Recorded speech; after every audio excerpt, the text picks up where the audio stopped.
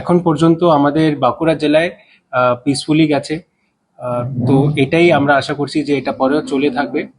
তো যেটা আমরা এখান থেকে বার্তা দিতে চাই যে violence of any sort will not be tolerated at all. যে কোনো কেউ করে ওর ওর বিরুদ্ধে একদম স্ট্রিক্ট অ্যাকশন নেওয়া হবে, এটা আমরা জানিয়েও দিয়েছি সবাইকে। সেকেন্ড, ইন্টিমিডেশন, থ্রেট এগুলি একদম যে না হয়, আমরা প্রি পোল অ্যান্ড ডিউরিং পোলও এটা এনশোর করেছি, পোস্ট পোলও আমাদের করতে হবে। আর ভিক্টরি প্রসেশন ওটা অবশ্যই ওটা হবে, ওটা করছেও, অর্গানাইজ হবে যে করা হয়, এটার জন্য আমরা কথাও বলেছি আর এটাই আমরা এনশোর করার চেষ্টা করছি। তো এটাই আমার সাইড থেকে বলা ছিল। আমি রিকোয়েস্ট করবো আমাদের এসপি সাহেব, উনি যদি কয়েকটা কথা বলে দেন আমাদের এখন কি স্টেটাস আছে।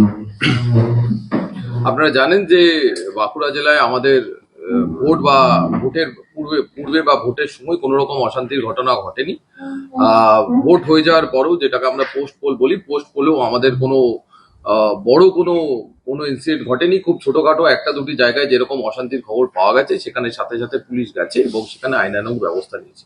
এবং এখনো অবধি আমাদের জেলায় যেখানে যেখানে আমরা খবর পেয়েছি, সেখানে আমাদের পুলিশ এবং যে সিএপিএফ আছে, সিএপিএফ এর কিউআরটি মুভমেন্ট করছে এবং কোথাও কোনো সেরকম আজকের দিনের বড় ঘটনা বা সেরকম কোনো হিংসাত্মক ঘটনা, আমি বলবো যে হিংসাত্মক ঘটনার কোনো খবর নেই।